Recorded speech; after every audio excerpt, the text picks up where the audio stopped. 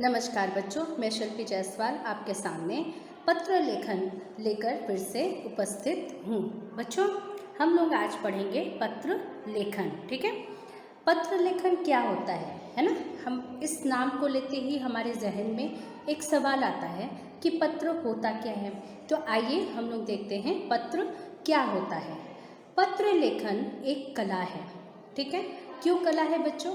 क्योंकि पत्र को लिखने के लिए हमें शब्दों का ज्ञान होना चाहिए और बहुत से ऐसे लोग हैं जिन्हें बहुत अच्छे इस चीज़ में बहुत नॉलेज होती है। वो बहुत अच्छे अच्छे शब्दों का चयन करते हैं, किसी भी चीज़ को लिखित रूप से, अपनी भाषा को, अपनी फीलिंग को लिखित रूप से रखने में बहुत सारी सुंदर सुंदर शब्दों का प्रयोग करते हैं। तो ये एक कला ही होती है। पत्र लेखन एक कला है, यह भाषा का लिखित रूप है। ठीक है, क्यों लिखित रूप है?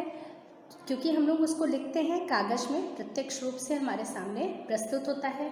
हम अपनी फीलिंग्स को लिखते हैं जिसको सभी लोग देख सकते हैं, है ना।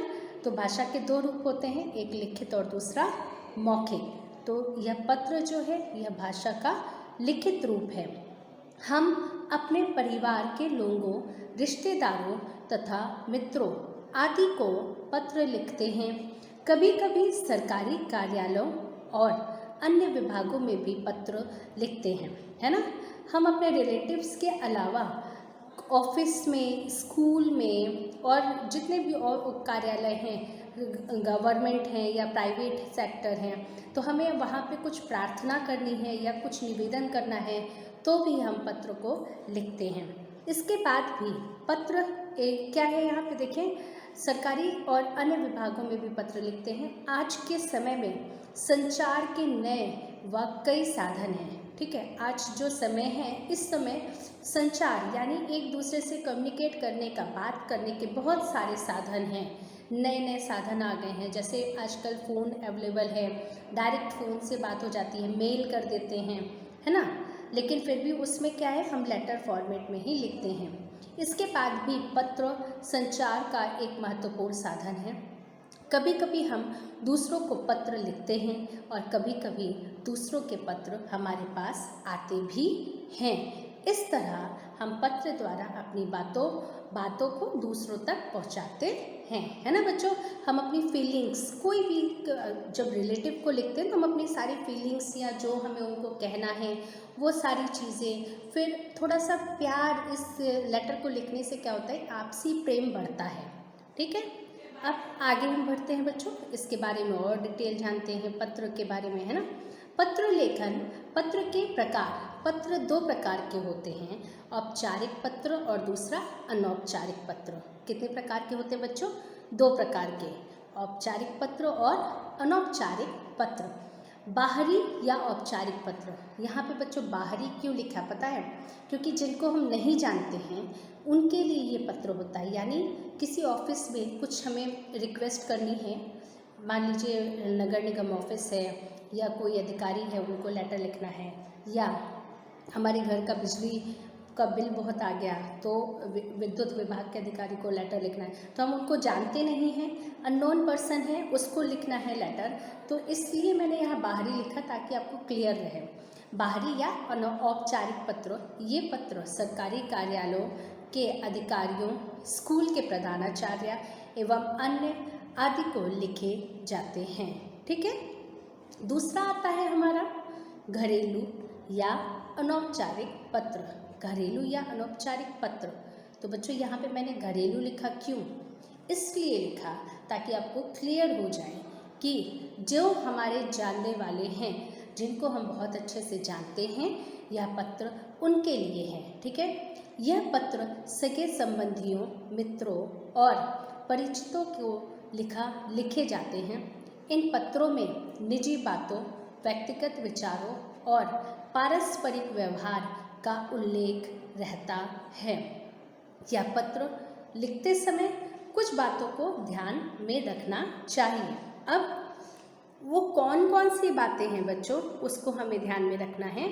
तो आगे हम लोग देखेंगे कौन सी बातें हैं जिन्हें हमें ध्यान में रखना है। तो बच्चों, हमें सबसे पहली बात क्या ध्यान में रखनी है कि पत्र की भाषा सरल व स्पष्ट होनी चाहिए। हमें सिंपल शब्दों का प्रयोग करके भाषा को लिखना चाहिए, ठीक है, ताकि सामने जो पढ़े उसे अच्छे से समझ में आए। पत्र बहुत लंबा नहीं होना चाहिए, ठीक है। लेटर हमारा जो होता है वो बहुत लंबा नहीं होना चाहिए, शॉर्ट फॉर्म में, यानी जल्दी से अपनी बातों को रखना चाहिए। पत्र को पढ़ने पर बात पूरी तरह स्पष्ट होनी चाहिए। तो बच्चों, जैसे बहुत से लोग होते हैं, बात करते करते कहीं और पहुंच जाते हैं, किसी और टॉपिक पे पहुंच जाते हैं, तो मेन जो बात उनको करनी, जिस पर्पस से बात करनी, वो पर्पस ही क्लियर नहीं होता है। तो इस प्रकार से पत्र जब हम लिखते हैं तो इस प्रकार से पत्रों को लिखें, शब्दों को संजो के हम पत्र को लिखें कि आपका जो मेन उद्देश्य है पत्र को लिखने का, वो सामने वाले को स्पष्ट हो जाए, उसे कन्फ्यूज़न किसी तरीके का नहीं होना चाहिए। पत्र में लिखावट साफ और सुंदर होनी चाहिए, ताकि आसानी से सामने वाला क्या कर सके, पत्र को पढ़ सके, ठीक है। फिर नेक्स्ट आता है 5th नंबर, पत्र लिखने से पहले जिससे पत्र लिखना है उसका पूरा नाम, उसका पूरा पता हमें ज्ञात होना चाहिए, तभी हम लेटर लिखेंगे तो वो सही एड्रेस, देखिए वो उसका पूरा पता, ये मोस्ट इम्पॉर्टेंट चीज़ है, उसका पूरा पता हमें ज्ञात होना चाहिए। क्यों? हम जब लेटर लिखेंगे तो अगर हमें उसका पता नहीं पता होगा, पूरी सही एड्रेस नहीं मिल होगा हमारे पास, तो लेटर हम कहाँ पोस्ट करेंगे, सही नहीं होगा तो वो उस जगह पर पहुँचेगा ही नहीं, वो क्या होगा, गलत जगह पहुँच जाएगा, है ना। तो फिर इसलिए ये बहुत ज़रूरी है कि उसका पता हमें ज्ञात होना चाहिए। पत्र में विराम चिन्हों का सही प्रयोग होना चाहिए, ठीक है। पत्र में विराम चिन्हों का प्रयोग, यानी कहाँ पर रुकना है, कहाँ पर कैसे चिन्हों का प्रयोग करना है, वो हमें पता होना चाहिए, ताकि सभी वाक्यों का, यानी सेंटेंस का अर्थ सही स्पष्ट हो सके। कभी कभी क्या होता है बच्चों, हम बोलते कुछ हैं और उसमें शब्दों का सही चयन, विराम चिन्ह सही, ये सब चीज़ों का सही प्रयोग नहीं करते, तो बोलते कुछ हैं, लिखते कुछ हैं, अर्थ उसका कुछ और निकल के आता है।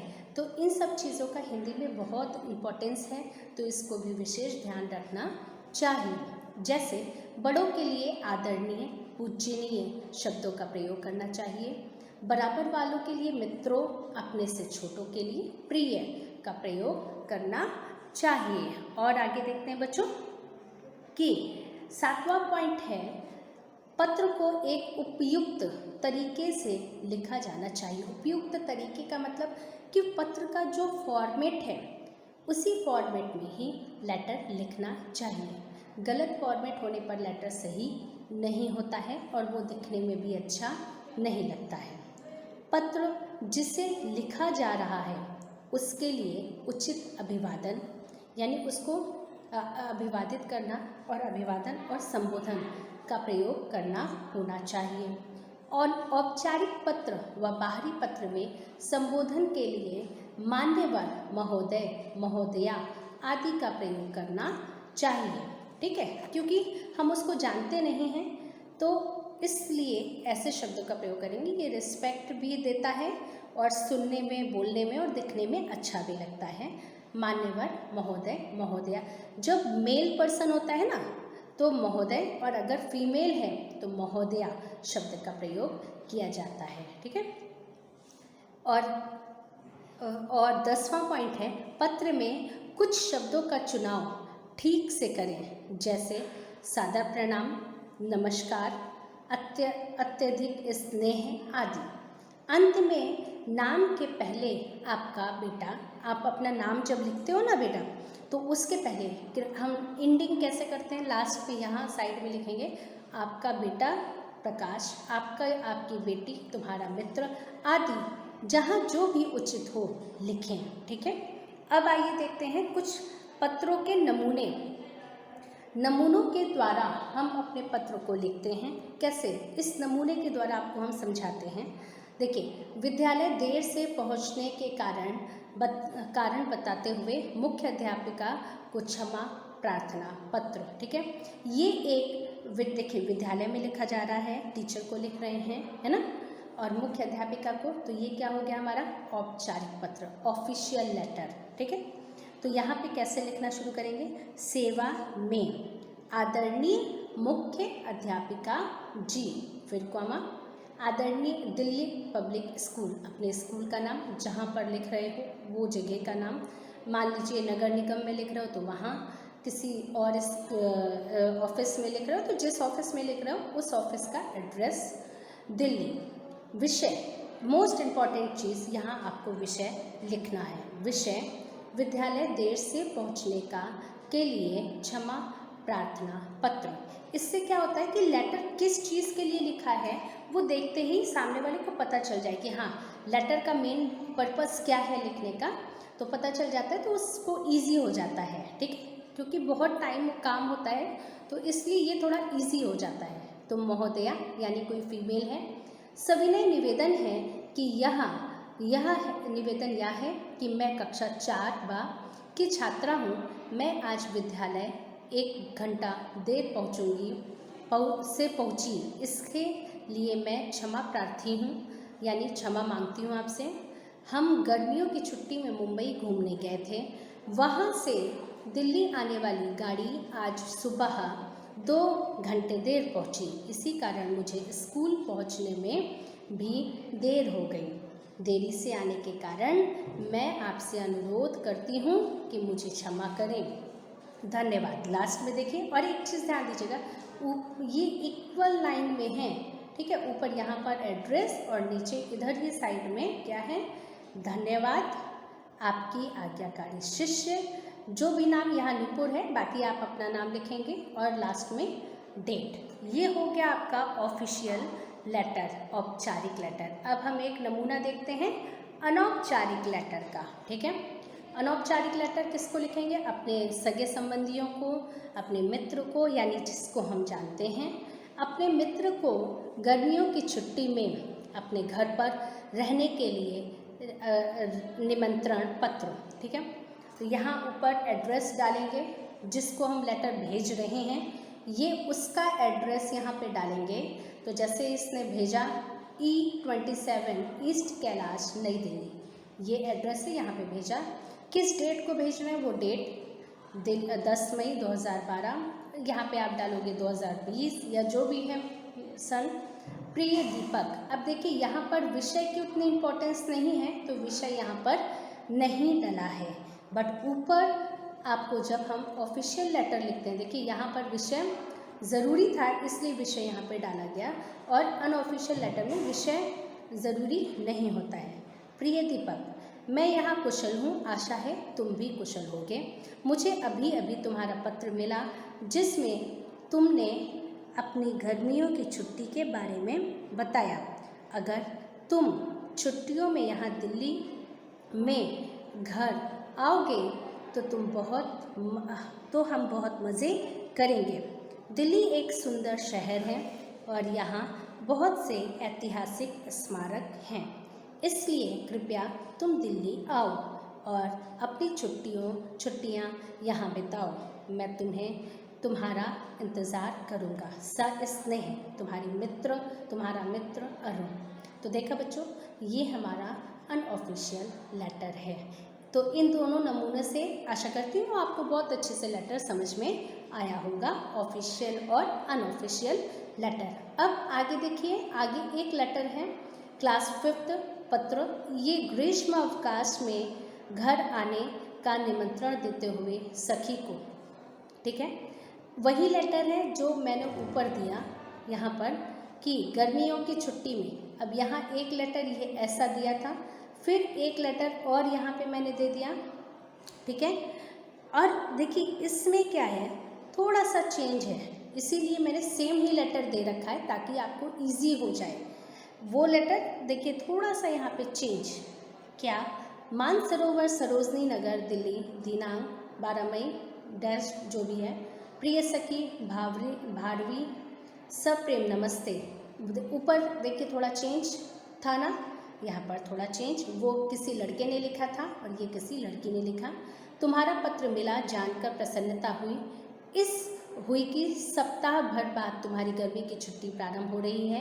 इस छुट्टी में तुम मेरे घर अवश्य आना। ठीक है, इस बार हम लाल किला, कुतुब मीनार, लोटस टेम्पल, हुमायूं मकबरा जैसे ऐतिहासिक स्थल ही नहीं देखेंगे, बल्कि दिल्ली के आसपास के स्थान जैसे मथुरा, वृंदावन, जयपुर और आगरा का ताजमहल भी देखने चलेंगे। मेरे भाई ने नई गाड़ी खरीदी है, मैं उसमें बैठकर सब स्थानों पर घूमने जाएंगे तो बड़ा मज़ा आएगा। बस अब तुम जल्दी से अपने आने की तिथि लिख दो। तुम्हें लेने स्टेशन पहुंच जाएंगे। चाचा चाची को मेरा प्रणाम, तुम्हारा दिल्ली आने की प्रतीक्षा। ठीक, तुम्हें तुम्हारे दिल्ली आने की प्रतीक्षारत तुम्हारी सखी, जो भी नाम यहाँ पे है। तो देखिए इन दोनों लेटर में थोड़ा सा डिफरेंस आया है ना, तो ये बहुत इजी फॉर्मेट था। थोड़ा सा उसको हमने थोड़ा और बढ़ाया, यहाँ पर 3 पैराग्राफ में कर दिए, इसलिए मैंने सेम टॉपिक पे 2 लेटर दिए हैं। और ये वाला जो है, इस लेटर को आपको अपनी नोटबुक में करना है। आशा करती हूँ कि लेटर आपको अच्छे से समझ में आया होगा। ओके, धन्यवाद बच्चों।